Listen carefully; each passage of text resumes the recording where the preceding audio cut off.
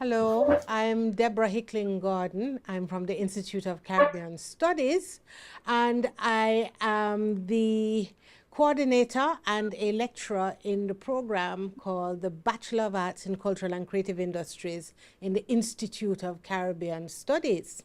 So it's my distinct pleasure to interview today my first boss in the Institute of Caribbean Studies.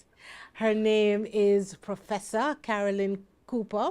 She is Professor Emerita of Literary and Cultural Studies, and she is a colorful character. She is one who is known to court controversy and takes great delight, I believe, in those descriptions. And I want us to walk through the life of Carolyn Cooper today. I want us to stand in the shoes of Carolyn Cooper today to determine what is it that goes through that colorful brain, that colorful mind that has produced amazing work and has really dedicated herself to the language and culture of Jamaica for decades. Welcome. Can I just make, thank you, my dear. Can I just make one correction? Professor is not part of my name. You know, there are some people who say their first name is Professor and Doctor. My Yes. first name is Carolyn. All right, Carolyn. It's very hard for me to do that because you've Yes, always been my professor. But I yes. want us to start at the very, very beginning. At Okay. the funeral service of your late brother, Kingsley Cooper, you spoke a lot about family, and you spoke about something that really intrigues me, which is the notion of the black middle class family. Very often when we're taken through our history, we get the notion that everybody ended up on the waterfront in 1938. And while that's a very important juncture to remember, there were a number of families who had made education an important part of their lives and were living a middle class life and were raising their children in a particular sort of way. Tell me about your family. What Yes. was it that brought about um, three remarkable individuals, yourself, Kingsley, and Donnet, who were educated, who and opinionated, and very clear about what you wanted to do and be? Well, let me start first of all by saying that we were more lower middle class rather than middle class. You know, when I was born at Jubilee, I came home to Franklin Town. You know, Franklin Town was no big middle class neighborhood in the 1950s, but it was a place that provided um, a base for us as a small family. From Franklin Town, we rented a house in Franklin Town. Then we moved to Brownstown in not Brownstown country, Brownstown, Kingston, where we leased land and built a little house. And then we stepped up in life to Norman Gardens, where we built our own house on our own land. You know, so it was a gradual stepping up in life. But the important thing is that our family taught us values. We used to have worship every morning. So church was very important, centering ourselves in a belief in the divine guidance in our lives. We were raised as Seventh-day Adventists, and Seventh-day Adventists have this very arrogant belief that we are on the we are on the narrow road to heaven and we have the truth and all of that. So, you know, we were centered in this belief that church was important, but also school. Our parents were, my father was a tailor and my mother was a teacher. And we were brought up with those values of industry and working hard and having success as a very real possibility. It wasn't a question that, you know, we might come out good.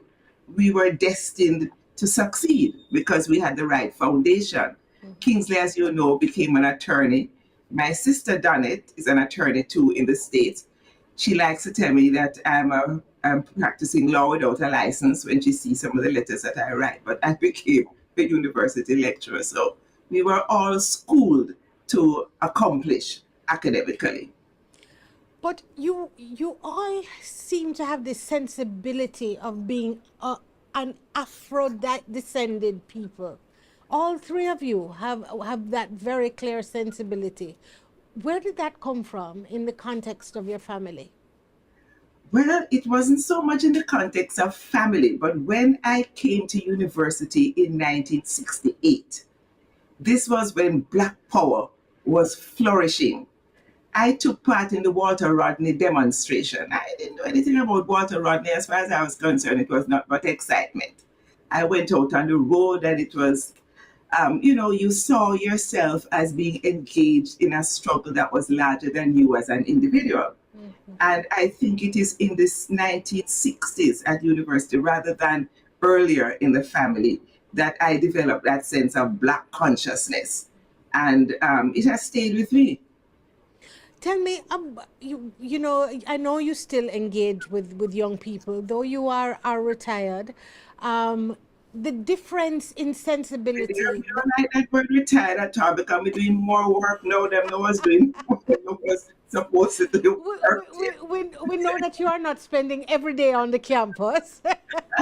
But I have been emancipated from the UWI plantation, but I'm still doing academic work. I like it. and that doesn't have anything to do with the plantation has been good to me, it has been good to me. Let us not minimize that. I had a wonderful 3.5 decades teaching at UWI. Way to come to the plantation. What I wanted to find out from you, Prof, is are you still engaged with students? Yes, but not formally in the classroom. People send me stuff that they ask me to comment on. I give lectures to students at universities. I keep getting invitations to do things. Recently, in November, I gave a lecture at the University of Johannesburg.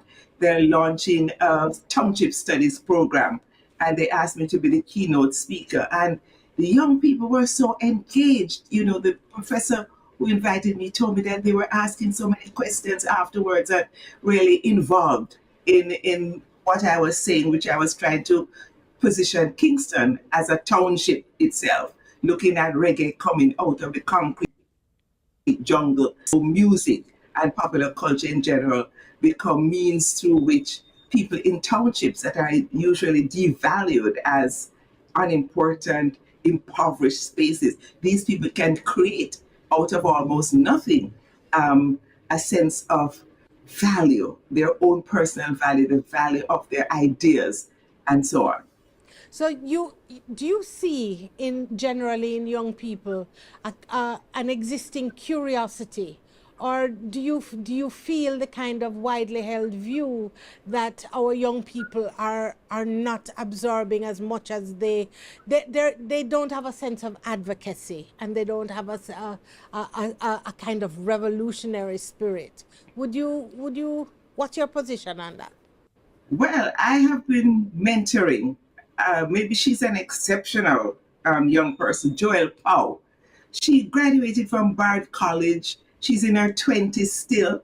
She did a brilliant documentary on dancehall called Out There Without Fear. And she has been a powerful advocate for the dancers in dancehall culture. She has carried that documentary to universities in the US. Young men who have been part of the program have benefited. One young man told her that it was the money he earned from being part of her workshops that helped him through the pandemic. Joelle also did a brilliant documentary on Beverly Manley. So, she's a young person, still in her 20s, who is advocating for Jamaican culture. And I think she's not unique. I think there are other young people who, if they were given opportunities, would be able to create just as much as she is doing. But it's a question of having opportunities. And I'm not one to say young people not interested in culture and young people. It's not true. Young people are interested in their own survival, but they also recognize that for them to survive, they have to survive in community. Yes, absolutely. And you have been involved in that process of giving young people who are interested in culture a means of expanding their horizons. I want you to walk me through the process of the development of the ESEM program Yes, at the Institute of Caribbean Studies, and then we're going to walk it back a little to yes, your career, your academic career. yes. Well, it was a reggae studies unit that developed the degree program in entertainment and cultural enterprise management. And university politics can be very complicated. In the summer school program, whenever a department teaches courses in the summer, that funding stays with the department. It doesn't go back into the general university budget. And the first summer, after the ESEM program was introduced and we taught summer school courses, I naturally asked for the funding from the courses for us to be able to continue to do our work. And I was told by the dean that the program is not in it's not in reggae studies. It's in the Institute of Caribbean Studies. Well, that was the end of me and them, because I felt it was just a really awful thing that was done after we had developed this program. And I have to big up Kamal Amen. He's a first graduate in cultural studies from the Institute of Caribbean Studies, and he was the one who had the vision that a program was needed in the creative industries. And it wasn't just to be music, it was to be the whole range of creative industries. I think the degree program has now ended up being mostly on music, which was not Kamal's vision, but gaming, film, all of the areas of the creative industries were to have been part of this degree program. So that political point aside, university political maneuverings aside, the ESEM program has been a very powerful contribution to the Institute of Caribbean Studies. When we advertised that course, for the first time, we had more men than women wanting to take a course in the Faculty of Humanities and Education, because, mostly it's women in the faculty. And so we saw that the course had revolutionary potential to engage young men in particular in the creative industries.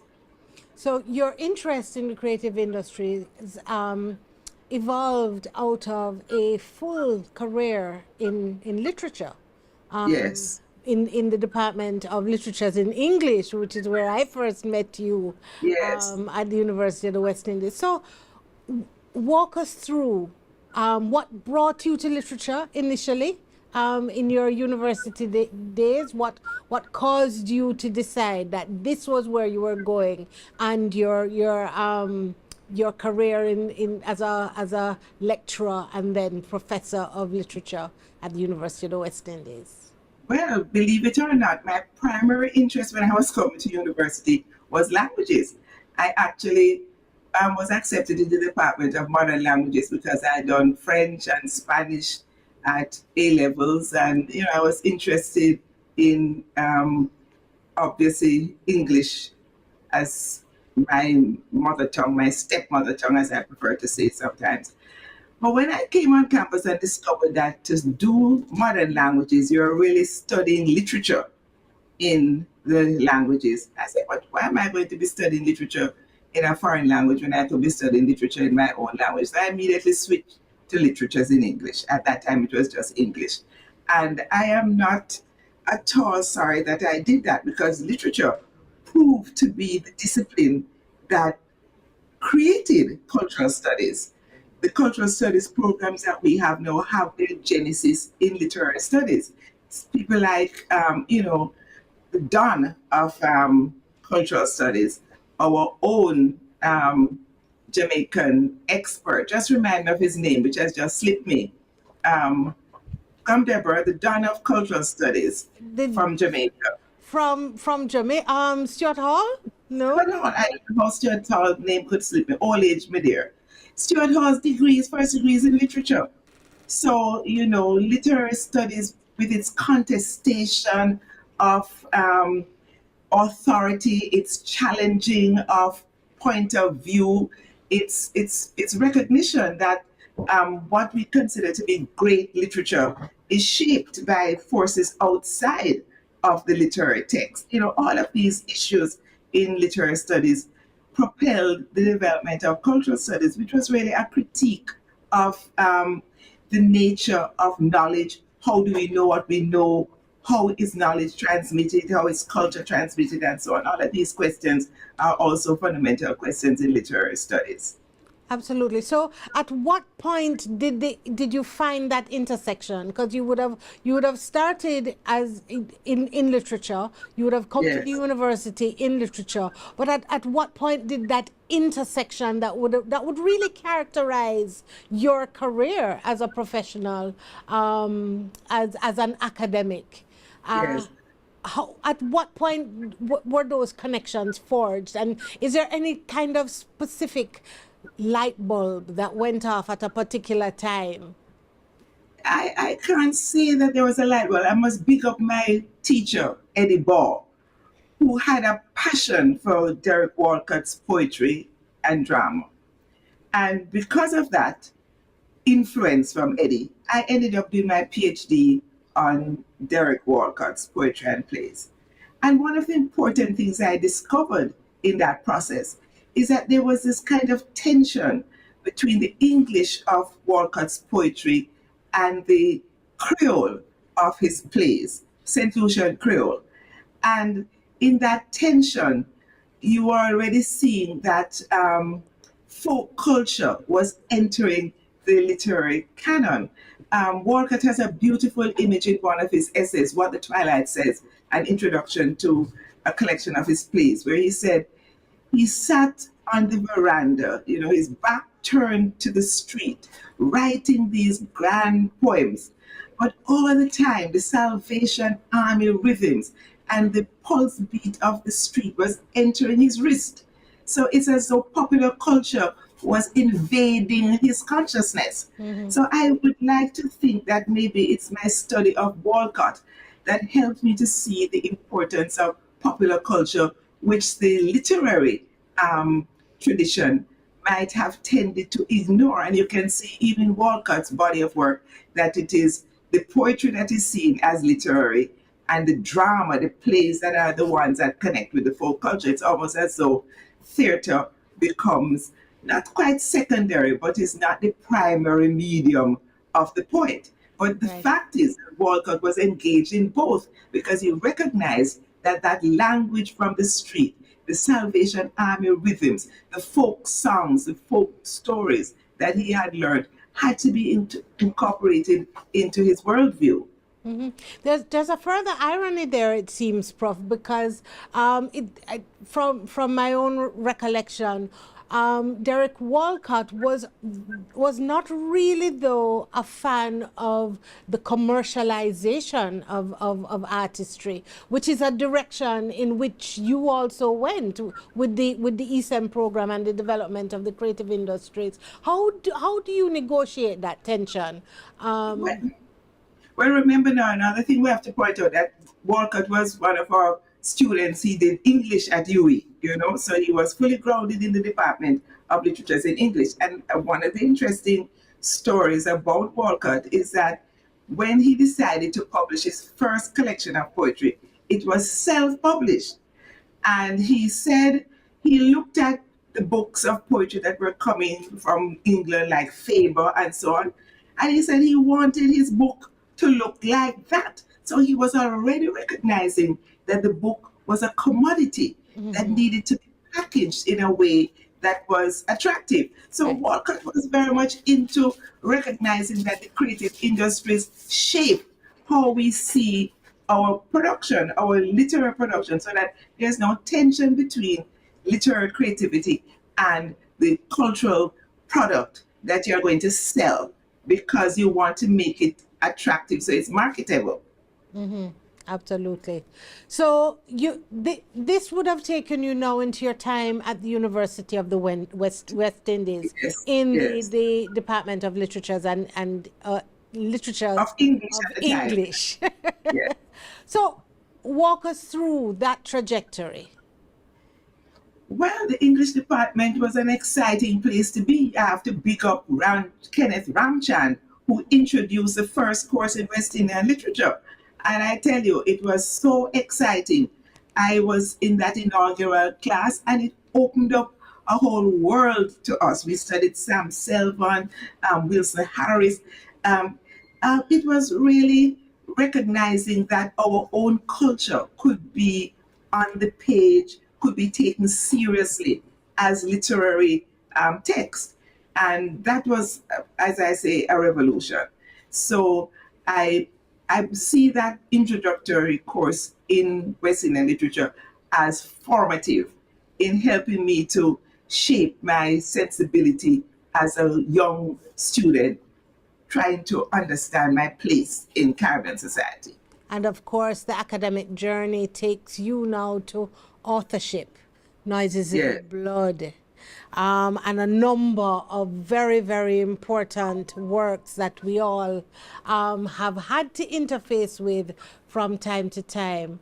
But they were radical works, and they were seen as radical works, and you were seen to be a radical scholar, and that was not always a comfortable place, if not for you, but for other people sometimes, you know, in terms of the discomfort that they would have felt with your radical theses. What were some of these that tended to that tended to kind of have people clutch their pearls and gasp on this conservative university campus sometimes? Well, I really, to be honest, I really didn't have any problem with my colleagues. I remember Eddie Ball famously saying once he is smart enough to know that he must not try to stop Carolyn from doing anything that she wants to do.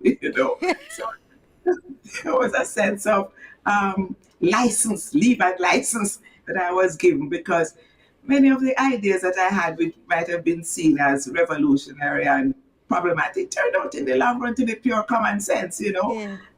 And I attribute my stubbornness and my refusal to bow to convention again, going right back to my Adventist upbringing, because it's that Adventist thing about everybody going to church on Sunday, you're going to church on Saturday because that is the right day. That really just gives you a sense of confidence to have convictions that you stand by. So I guess one of the main areas in which people got mad with me was my affirmation of dance hall culture as a space of emancipation for women. It was an idea that just rubbed people the wrong way because, as far as they were concerned, dancehall was nothing but misogyny. And I remember I gave a talk one year, and my colleague in Women and Development Studies, Hermione Mackenzie, distinguished sociologist, Hermione came to me afterwards and she said, Carolyn, you are beginning to make me feel that I could agree with you. It was very tentative. But here was Hermione saying, yes, I think that there is something to this. Because I'm seeing dancehall as a space where particularly black women who don't have any much status in the society now. Black women are seen as we're not beautiful. That is the first thing. Nobody not putting us in a beauty contest. It's only recently black women are beautiful, and that is largely thanks to Pulse. I have to give it to Kingsley because the modeling business opened up spaces for black women's beauty to be recognized. And even then, you have like a hierarchy between modeling contests and beauty contests, because modeling goes for the kind of exotic, unusual look. And so you don't have to be quote unquote pretty to be a good model. And so here in dancehall now, you have black women, they don't have the Coca-Cola body shape, but they know that they're sexy and they know that they can command the video light. And then I made this connection between that sense of female sexual empowerment with female fertility rituals in West Africa. And you see where sexuality is something that is positive, that fertility is something that is valorized. It's not negative. And one of the interesting things is a lot of the body language of dancehall is very similar to that of many folk dances. The difference between dancehall and the folk dances is that in the folk dances, the people have on long skirts, so you can't see the full extent of the whining. Whereas in dancehall, when these people have on battle riders and this kind of thing are very short, there's nothing left to the imagination. But it is the same movement. Even daggering, you have that same pelvic, you know, movement in traditional folk dance when the man and the woman come in together and connect at the pelvis. It's the same thing in daggering. But it's true that in daggering, the people carry on and jump over fence and drop down on the women. It can be dangerous. So I'm not saying that it's exactly the same, but you can see the roots of the dance hall daggering in some of the folk dances, in the body language of the folk culture. And but one would So think, that is an Prof, idea that people find very hard to accept, that there's any continuity between dancehall and respectable folk culture. yes, in that's quite. In fact, some of those tensions still continue to exist, and you kind of begin to wonder whether it will be a perpetual tension. The other day we had the issue with Spice being asked, Yes. wanting to go to the high schools. The very same kind of tensions existed when Vibes Cartel was out of prison, and the issue of his integration into society. Do you have a position on this dichotomy? Well, talking about Cartel, even before Cartel went to prison, remember the media frenzy when I invited him to speak at UE. Yes. And the reason I invited him to speak here is because of my students. You talk about the impact that the students have. I was teaching this course called Reggae Poetry, and I focused on five reggae artists. It was Bob Marley, Peter Tosh, Jimmy Cliff, Burning Spear, and Steel Pulse. And I had two dancehall people, Buju Banton and Tanya Stevens. And the way the course was set up, they had to do two presentations as well as an essay. And I gave them the freedom for their first presentation to write about any reggae dancehall artist. Well, of course, every year, a whole set of them write on Cartel. That is how I discovered Cartel's lyrics and realized that some of them are very good. In fact, I wrote a column where I compared some of Cartel's lyrics to Bob Marley's, but you can just imagine the comments on his website. So the students now kept complaining about, Miss, why Cartel can't be on the course? I said, well, everybody can be on the course. So to make them feel a little better, I think it was the last year I was teaching the course, I said, all right, let me go with a bang. And I invited him to speak. And knowing his large appeal, I said, let me open it up beyond the class itself and make it open to the general public. Over 5,000 people came. That was a police estimate. The university has never had any event like that. One of my colleagues told me that in all the years he had been teaching at the university, this was the first time one of his children asked him if he could come to anything at the university. So it tells you about the impact.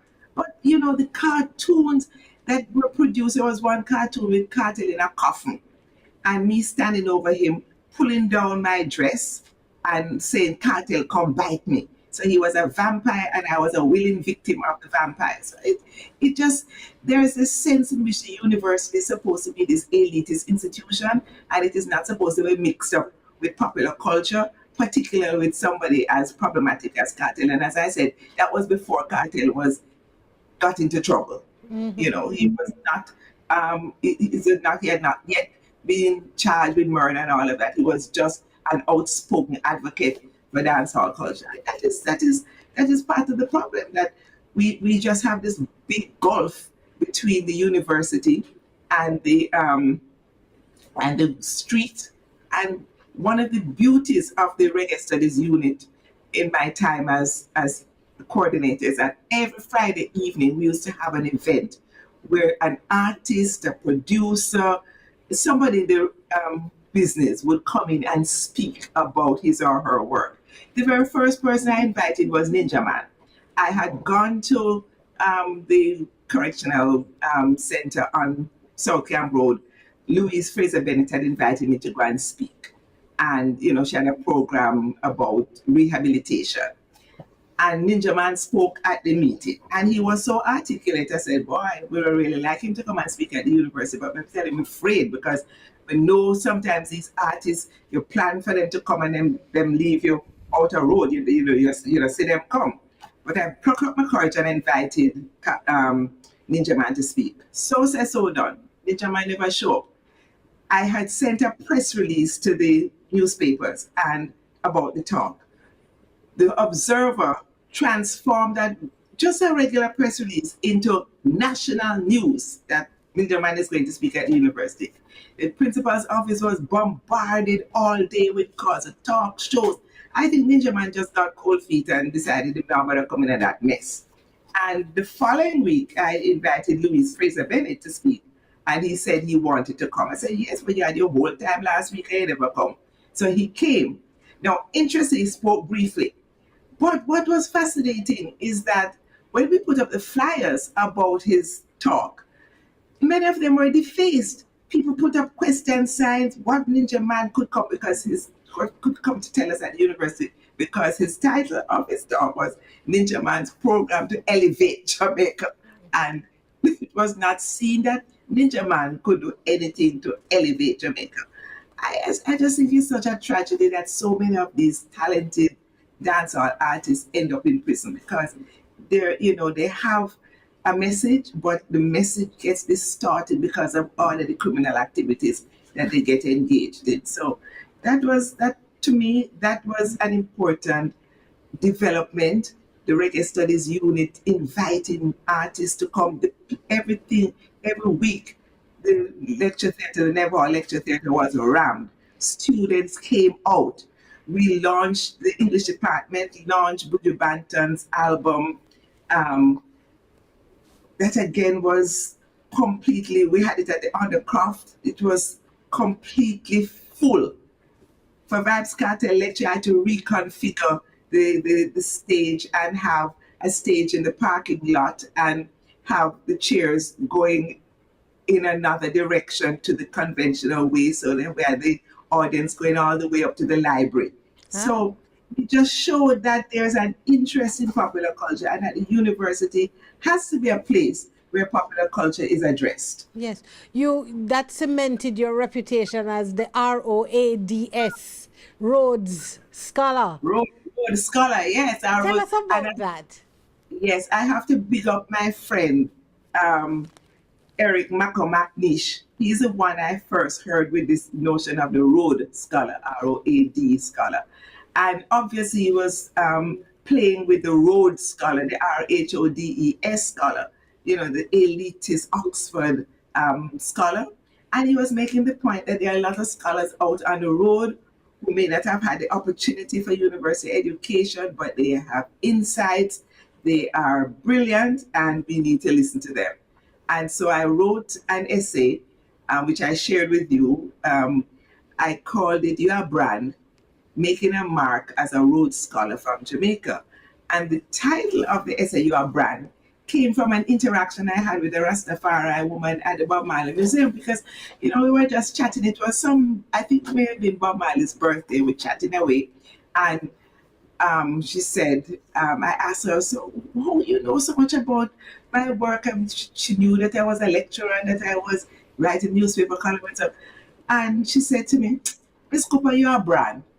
And I never thought of myself as a brand. Those were the days before you had these social media influencers and so on. But when I thought about it, I recognized that, yes, I was branded as somebody who was taking scholarship out on the road.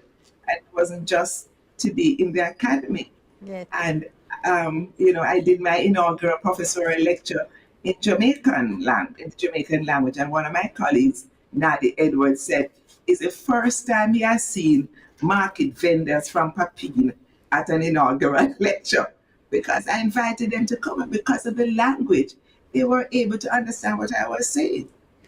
But, Prof, it seems to me that this vibrancy the kind of vibrancy that you speak of 10, 15 years ago has dissipated. What accounts for that in your mind?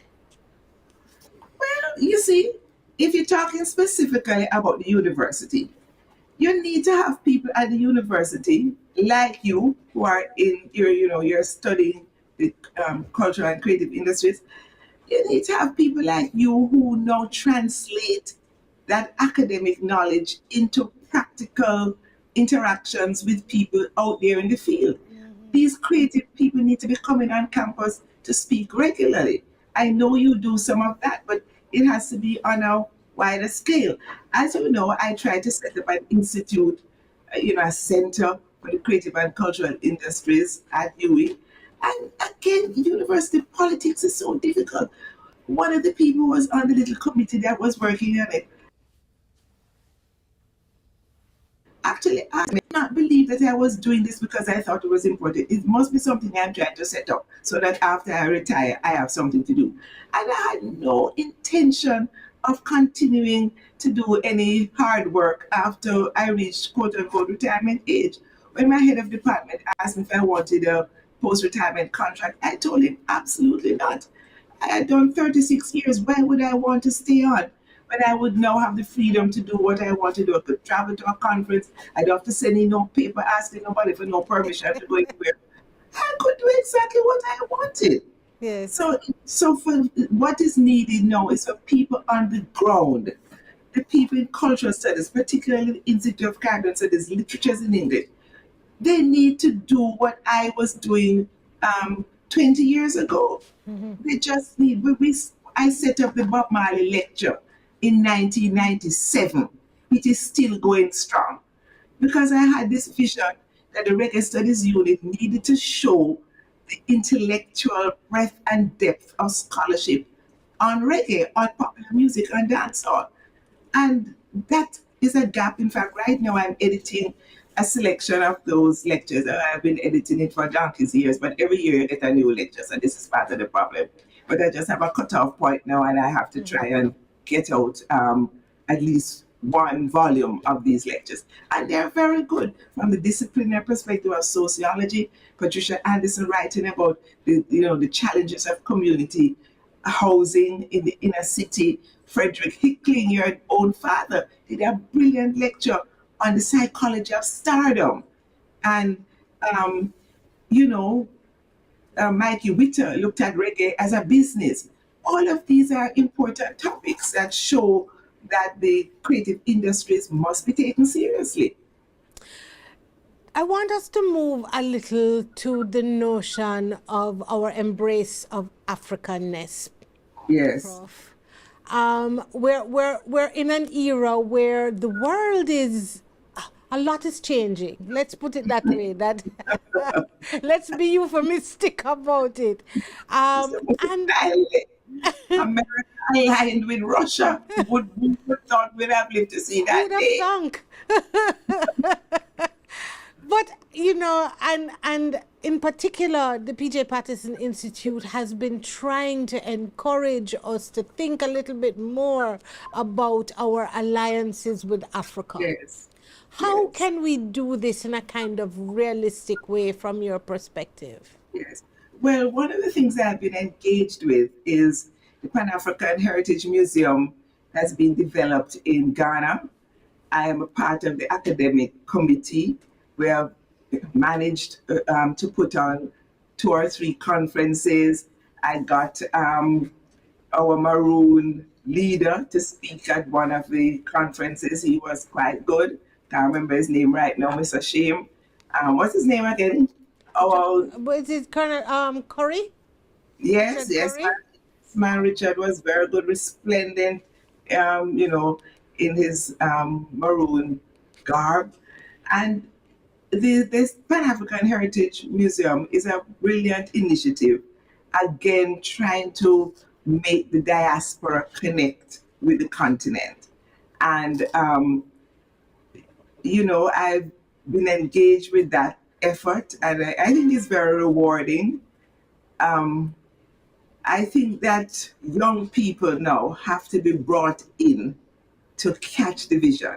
We older ones, yes, we know about it, but how is it that we're going to engage the young people? I think popular music is one of the ways. We see the Nigerian, the South African, the Ghanaian dancehall DJs who are coming to Jamaica because they see our music as valuable, and so young people can relate to them through dancehall. So that is the way we need Yeah, to and from my engage. perspective, film and television is an important way to go. Yes, So yes, again, we're talking about the cultural and creative industries. yes. Again, we're talking about making those linkages.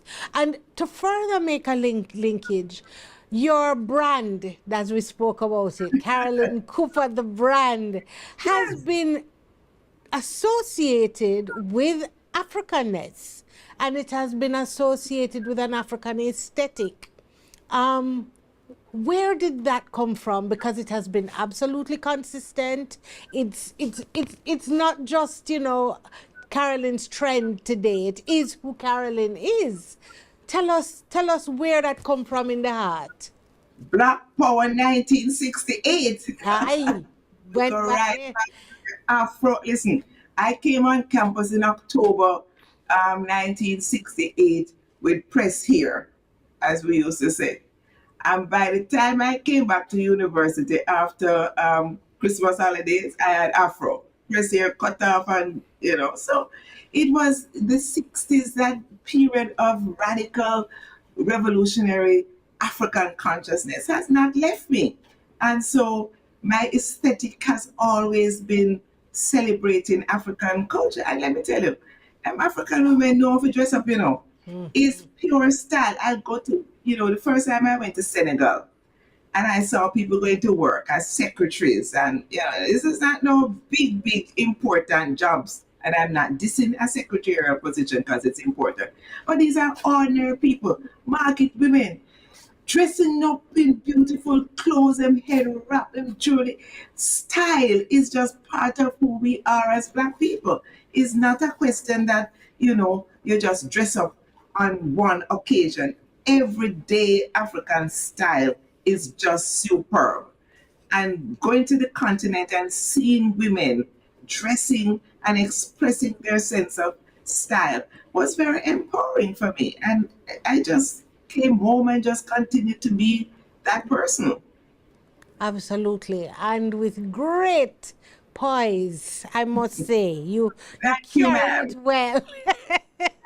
Yes. um, Prof, I had a class recently Yes. when a student said we were talking about heroes and heroines in the context of Bob Marley and Miss Lou and those questions. And somebody said to me, Vibes Cartel should be a national hero. And I kind of stopped and I laughed a little. I giggled. And the whole class took me on. Why would I find that funny? Who, who are your heroes and heroines? And how do we rationalize those issues? Well, not even me would go far enough to say Cartel should be a national hero. I tell you, they would have killed me. They I were mean, serious about it, I tell you. I They know. weren't joking. This is what I'm saying, that we have to listen to the young people. Why do they see Cartel as heroic? First of all, a lot of them don't believe that he committed any murder. That is one thing. Um, you have police with his phone as evidence and then using the phone, tarnish evidence. Oh, okay. But you see, there's a sense in which young people identify with maybe there's a kind of Robin Hood badness that is celebrated, and that is something that is an aspect of it. The fact that he was able to get off of the charge, um, they might see that as a sign that he had some kind of heroic mission to fulfill, and that is why he's now out. I don't know. What did they say was their justification for him being Well, a national? we were talking about folk heroes, and we were giving the characteristics of folk Yes, heroes, people who stand in defense of yes, individuals who are outspoken on behalf of other. And it was on those bases that they had Yes. identified him as a classic folk hero for Jamaica. And well, you see, and many of his songs deal with issues of social justice. Yes. When people don't listen to his full repertoire, it's only some of the bad songs that people listen to. And when you look at the whole repertoire, you see that he's more complex than the surface reading. But to be honest, I don't think I could go so far as say national hero. Yes, I thought it went a little further, but I'm not of that Like, generation, so understand why the young people see him as hero, but me personally, and as I tell you, I have great respect for his work, and but at the same time, I realize that there are areas that I am not so sure about. Let's put it yes, that way, yes. and I am There are not still willing to questions. There are still still question, questions. still question. Professor Carolyn Cooper, food forest or more advocacy? Well, What does the future hold?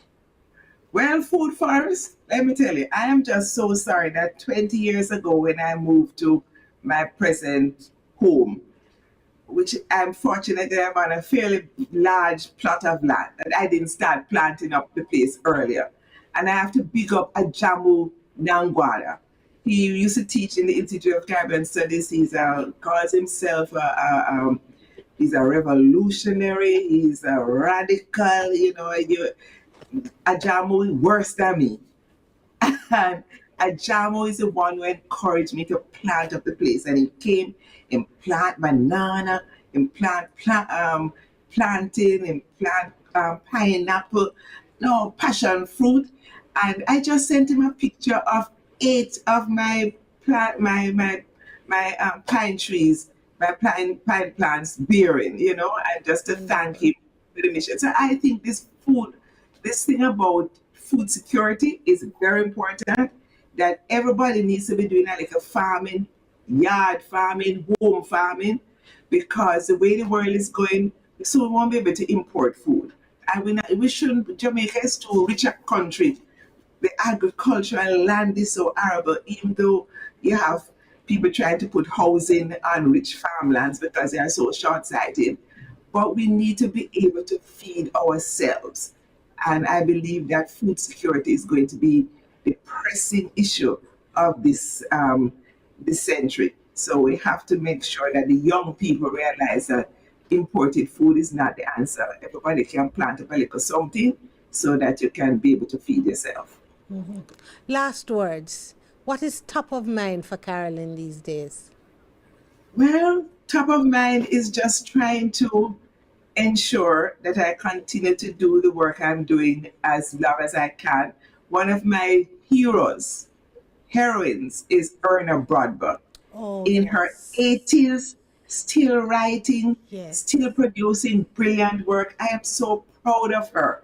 And I would like to believe that if I can last, I'm now 74, if I make it to Erna's age 88, I hope that like her, I will continue to write, I will continue to be productive, and I will continue to do my work as a Rhodes Scholar in and out of the academy. Bless you. Professor Carolyn Cooper, Professor Emerita of Literary and Cultural Studies. We're so delighted that you could have spent a little time with us.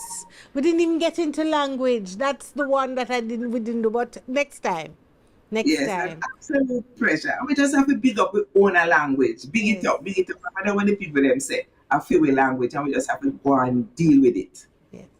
Thank you very much for joining us and have a wonderful, wonderful, wonderful rest of the time in your food forest. Thank you. Take care.